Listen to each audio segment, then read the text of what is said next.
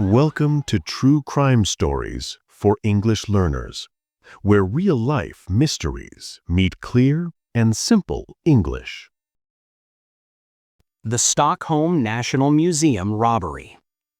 It was a warm summer afternoon in December 2000 in Stockholm, Sweden. The city was busy. Tourists walked near the water. Families visited museums. Inside the National Museum of Fine Arts, people looked at famous paintings. Among them were works by Rembrandt and Renoir. Suddenly, loud noises broke the calm atmosphere. 3 masked men ran into the museum. They were not visitors, they were thieves. The National Museum in Stockholm is one of Sweden's most important museums. It holds classic European paintings, sculptures, and valuable art from many centuries. Security was present. There were guards and cameras. But on that day, the museum was open to the public. Visitors moved freely through the halls. The thieves had chosen their time carefully. The robbery was not random. The criminals had a plan. Before entering the museum, they created chaos in the city. They placed fake bombs in different areas of Stockholm. These were not real bombs, but police did not know that. At the same time, the thieves stole cars. They used the cars to block roads. Their goal was simple: slow down the police. When the 3 men entered the museum, they carried guns. They shouted at people to lie on the floor. Visitors screamed. Guards were shocked. The thieves moved quickly. They went directly to specific paintings. They did not take many artworks. They took 3: a self-portrait by Rembrandt, 2 paintings by Renoir. They ripped the paintings from the walls. Frames fell. Glass shattered. The entire robbery lasted only a few minutes. Outside the museum, one thief waited in a boat. Yes, a boat. The museum stands near the water. After leaving the building, the men ran to the harbor. They jumped into the boat. Within seconds, they were gone. Police cars arrived, but too late. The fake bombs and blocked roads had worked. The thieves had disappeared. The robbery shocked Sweden. It felt like a movie scene. Art experts were worried. The stolen paintings were extremely valuable. But more than money, they were part of history. People asked, how could this happen in broad daylight?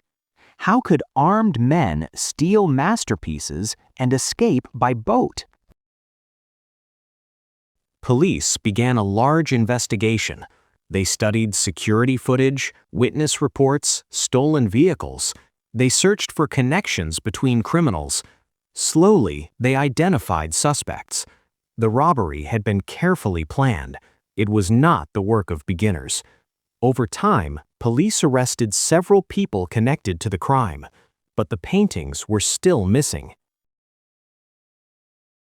For months, the artworks were gone. Experts feared they would never return. Stolen art is difficult to sell. Famous paintings are too well known. They cannot be sold openly. Often, stolen art is used in criminal deals. It can be traded for drugs or weapons. Police worked with international agencies. They followed leads across Europe. In 2001, one of the Renoir paintings was recovered during a police operation. Later, the second Renoir was found in another country.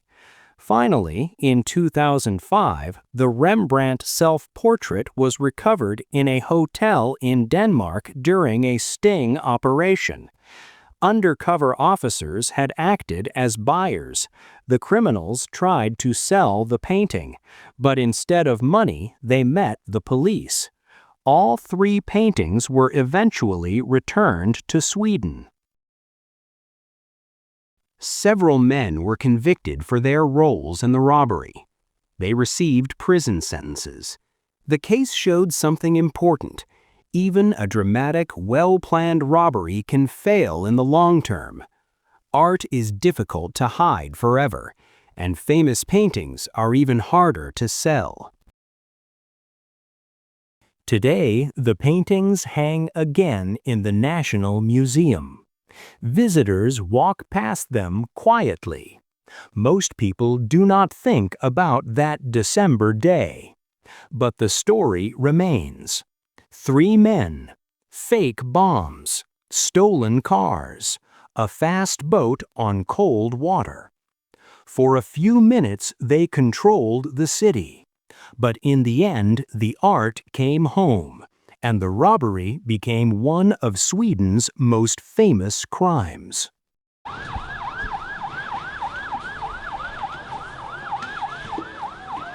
Another dark chapter closed, but the mystery of human nature continues. Thanks for listening to True Crime Stories for English Learners. Don't forget to subscribe and join me next time for another real story that's stranger than fiction.